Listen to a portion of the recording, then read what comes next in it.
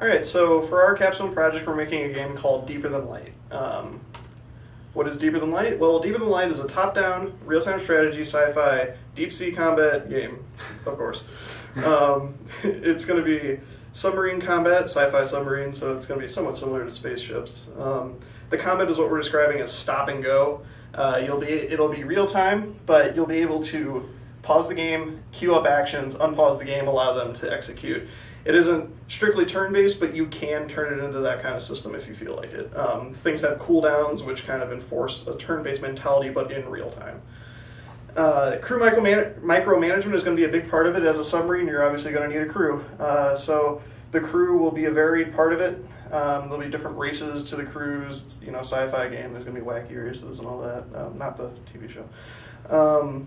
So we'll have different crew members, different micromanagement things. They're going to be able to man stations at your ship and all that.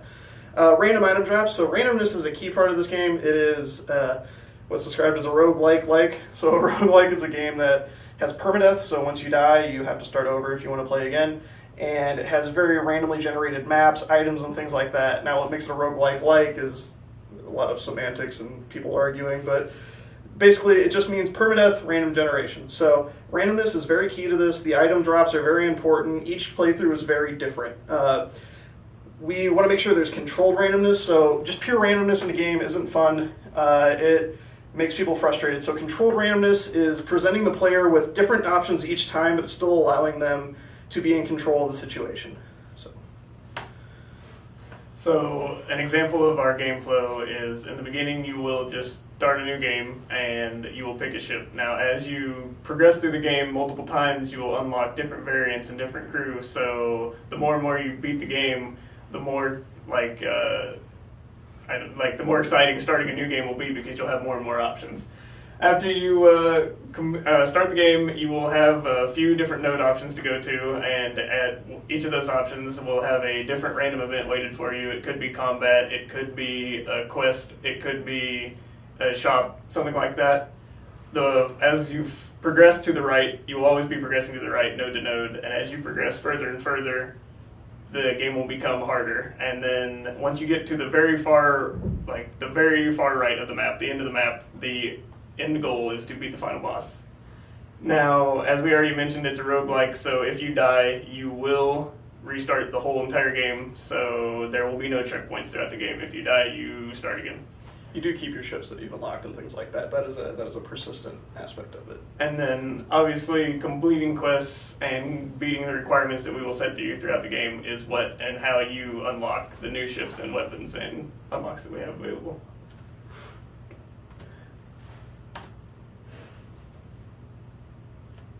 You're searching for something. Okay. All right.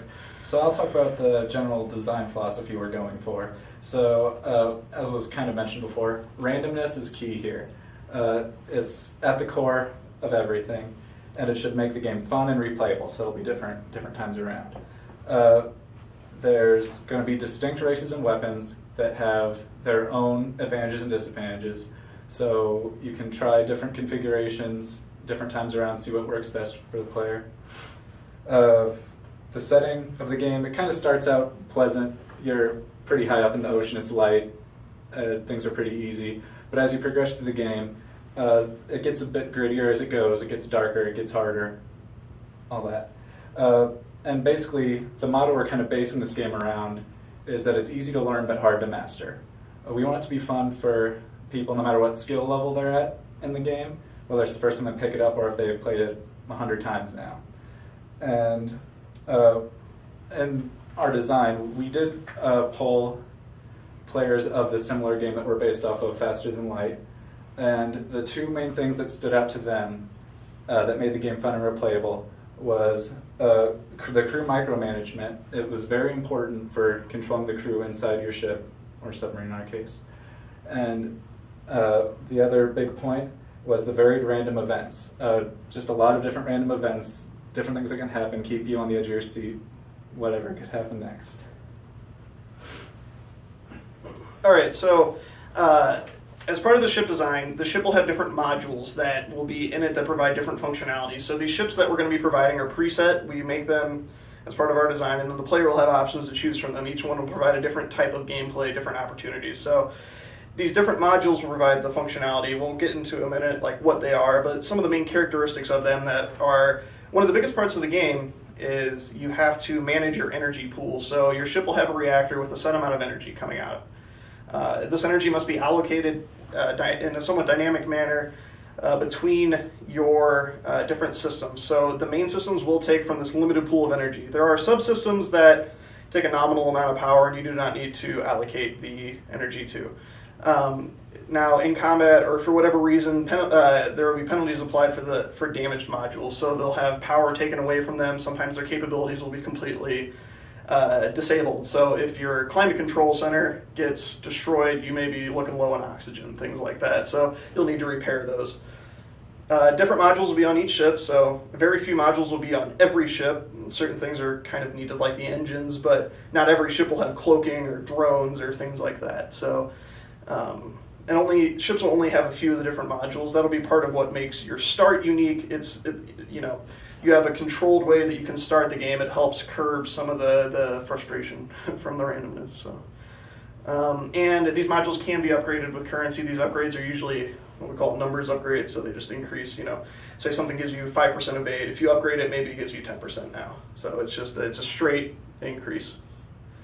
So I will now go over each individual module that we plan to have in the ship. So obviously every ship will have an engine, and the purpose of the engine is obviously to keep your ship going. And bonuses the engine will give to your ship is it will increase your evasion, so it'll be easier for you to dodge the enemy's fire.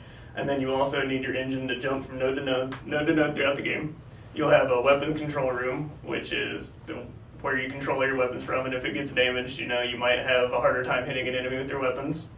The climate control room will control the pressure, the temperature throughout your ship. So as we progress farther throughout the game, we'll get further down in the ocean, and waters will get colder, and cold water has certain effect on some of the races. So if we aren't able to keep our ship warm, then something might happen. You might have some negative effects from that. Then the med bay is obviously you use the med bay to heal your injured crew members when if you get injured in combat from an enemy's attack. And then throughout the game, you will be able to if your ship starts at the drone center, throughout the game you'll be able to collect specific drones, and they will have different beneficial effects for you, like offense or defense, and you'll use the drone center to maintain them. Most of your ships will have shields. Shields are just used to deflect enemies' firepower, so it will be a defense mechanism.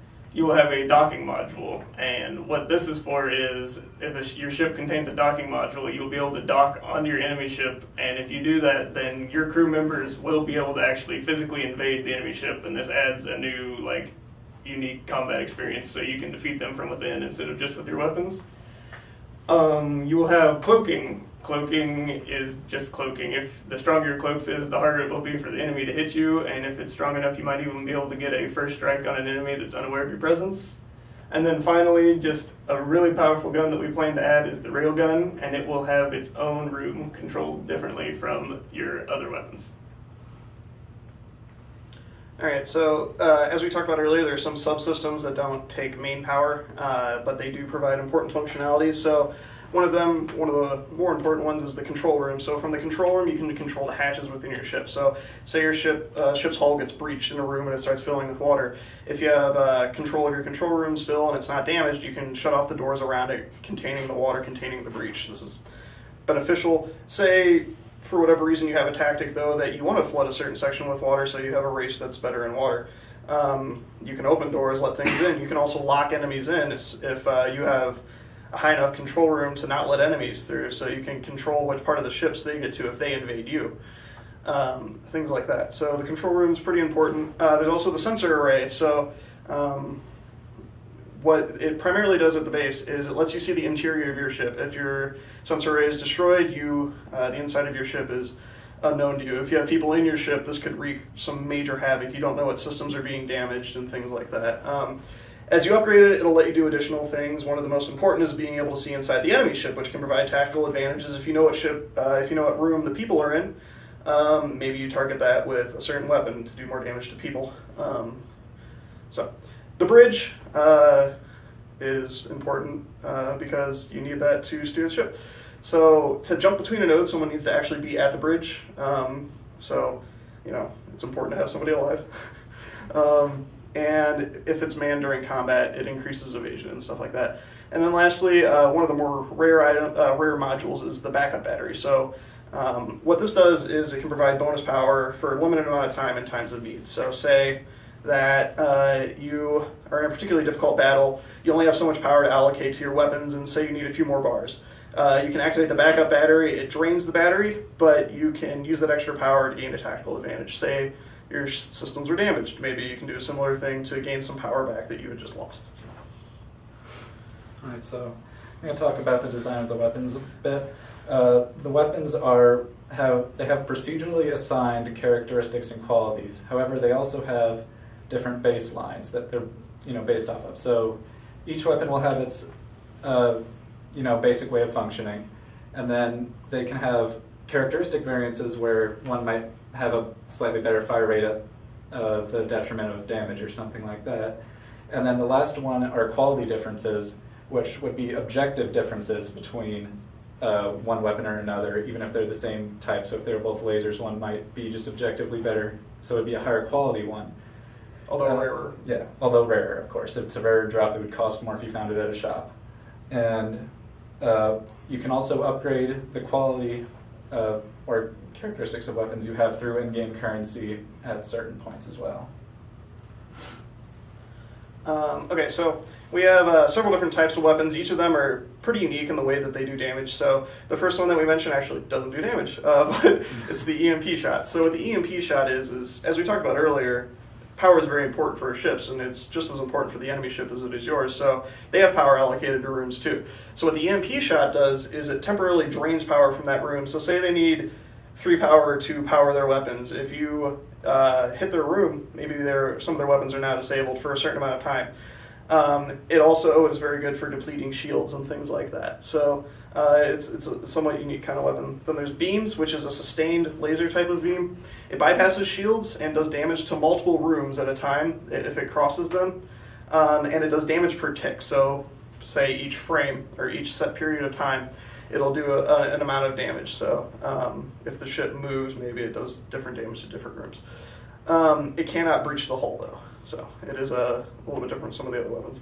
Concussion bomb is something that's in real submarine combat. They have bombs that they can explode outside of the ship that'll send pressure waves. Pressure waves in the ocean can have quite a devastating effect. This bypasses the shield due to the way the shields work in the game. It'll put a massive amount of pressure on the hull. High pressure can lead to breaches, so this could lead to multiple breaches at once.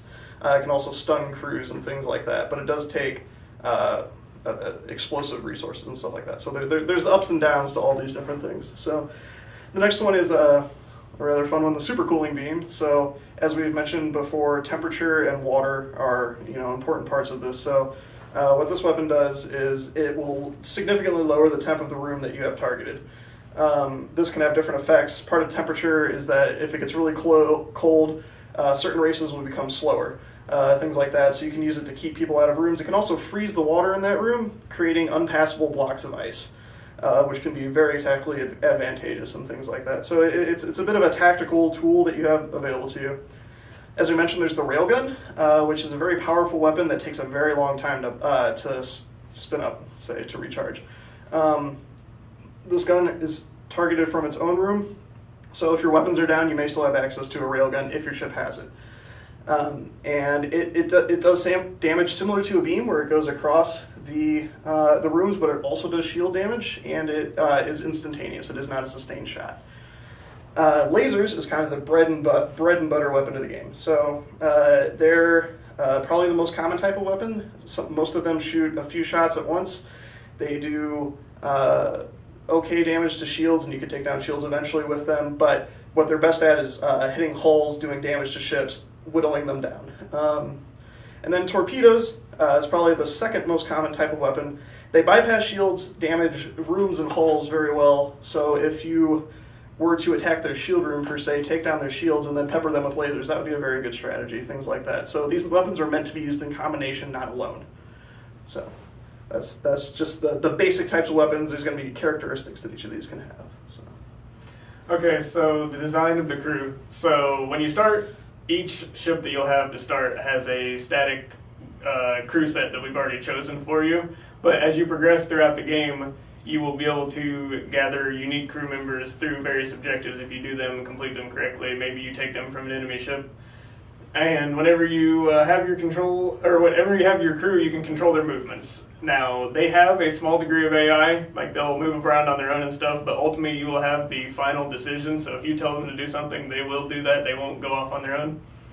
Now, as we also mentioned earlier, there's pause. So you can pause the game, and this is useful. Say you gather up 8 crew members. It might be hard to manage 8 different crew members in real-time combat. So you can pause the game and go through each crew member and queue up their next, the next things you want them to do. So that's very helpful there. Now, by the end of the game, you'll most likely have a large variety of crew members since you've accumulated them throughout. So you'll have many different races, and this can have good bonuses. It might have some bad bonuses. And then as you complete certain objectives with certain crew members, they will level up through experience. All right. So I'm going to go over the races we have in the game pretty quick. The first one, the one that's kind of the baseline, is the humans. They're kind of the jack-of-all-trades types. When I talk about advantages or disadvantages a race has, it would be in relation to the humans. Their main advantage is that they can gain experience quicker, so they'll level up faster in certain things. They'll get more specialized quickly. Next race are the tech drones, and they're robots, so they don't need to breathe. They have that as an advantage.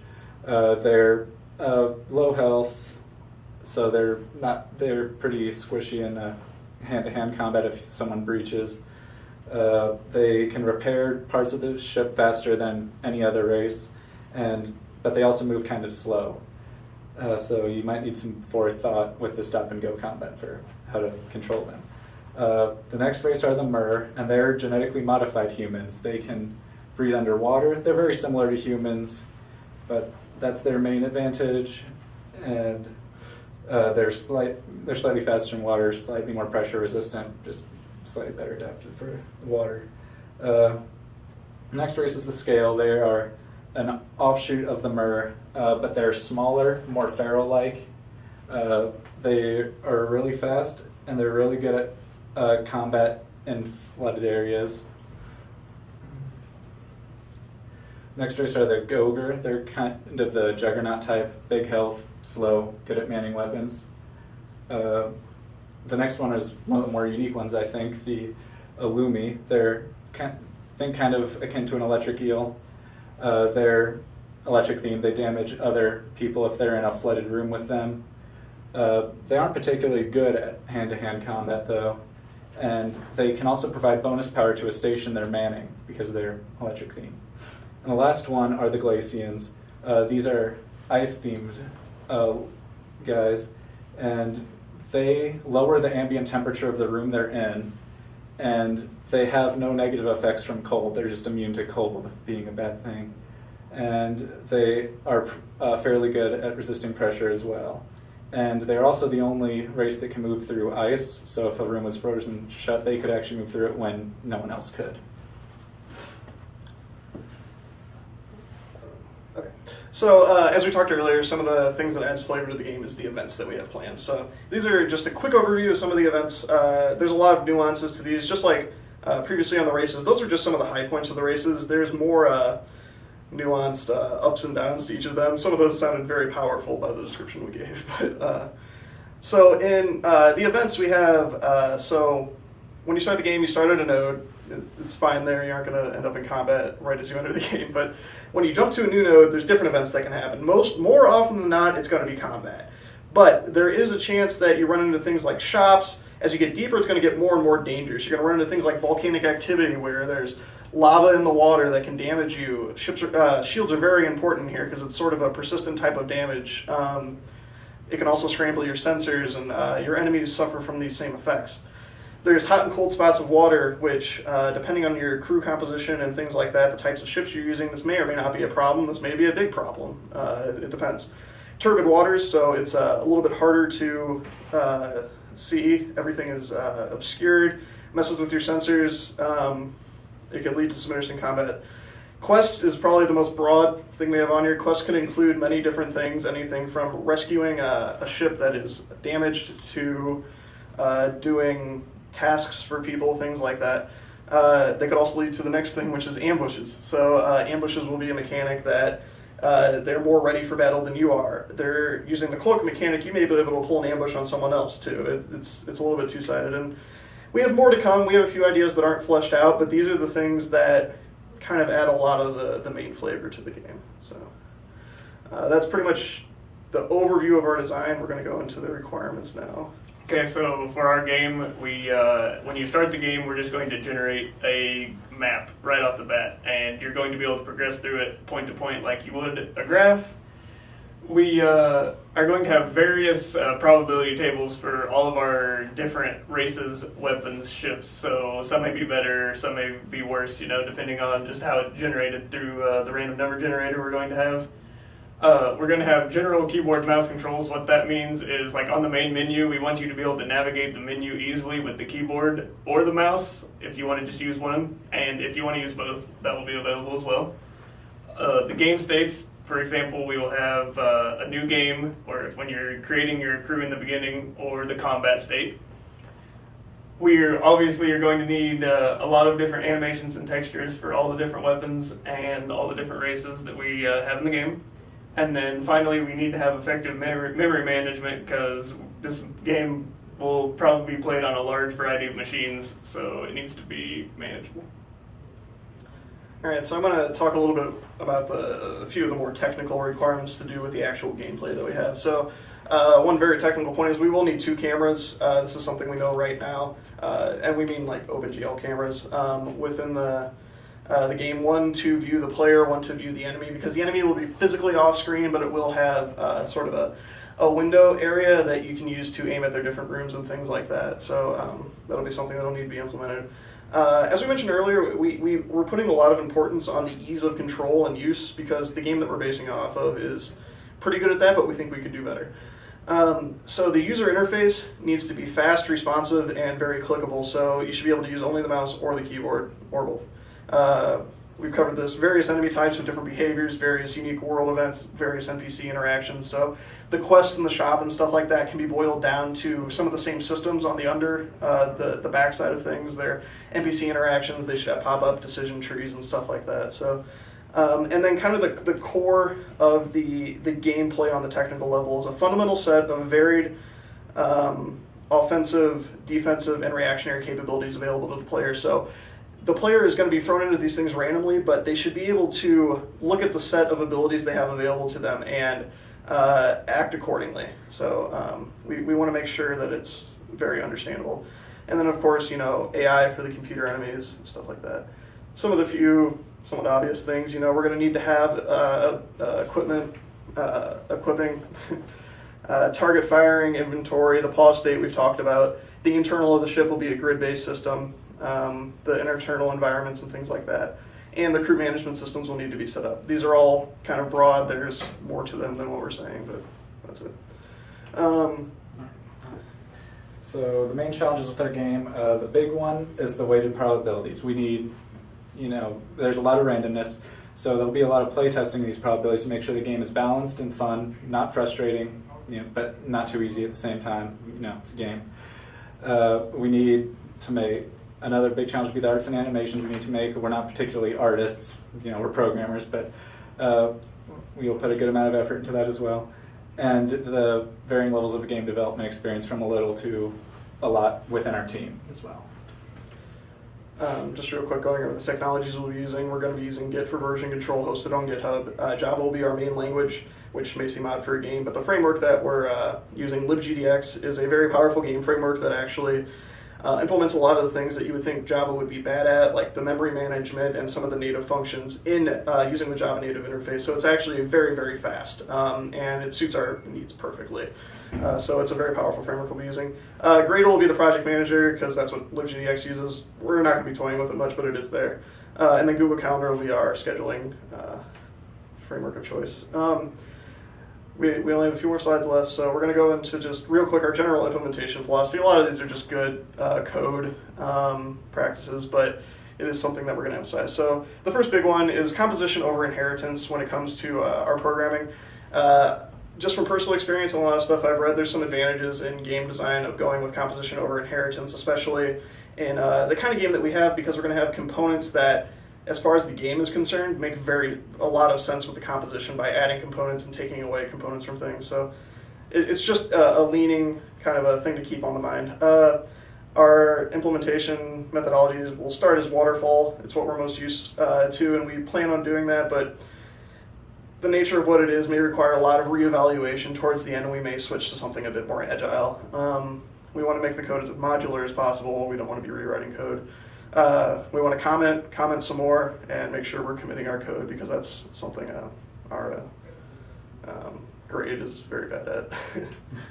And then just finally, this is a rough implementation timeline of what we plan on doing and when. Step one, obviously these steps have a little bit more to them than what we're saying on the base level, but the basic game states. So you should be able to go into all the different states that the game has. You should be able to select a ship, go into the game state, pause, come out. The combat things won't be implemented yet, but the basic framework for the game should be there. After that, we will be implementing the combat so that you can actually play a combat match, which is the core of the game. The AI pathing will be important to have the crew micromanagement, which is a very large part of the game, so that needs to come next, as well as the internal ship conditions. So essentially, we're setting up the internal grid system. Step 4, the UI will be implemented, because we don't want to put in a bunch of placeholders and things like that for very long. We want to be able to interact with the game as it's meant from as early as we can. So once we have the core mechanics set in, we want to be able to interact with those core mechanics in a way that we intend to in the final release. We'll also start with the probability lookup tables, which, as we said, will be the biggest challenge, is to make sure that these randomnesses make sense. For the 5th step, we will be working on moving around the map. For the 6th step, we'll start adding more than just combat. For the 7th step, we will start skinning the game with what we intend for it to look like. Step 8, we will start adding the random items, the quality variants. Before this, they'll just all be their base version, essentially. Step 9, we're going to add the other types of ships, work on the balance of that, and then step 10 will be very, very expansive. It's going to be a lot of playtesting, tweaking, reevaluating, playtesting, tweaking, reevaluating. So that's our presentation. Questions? Yep.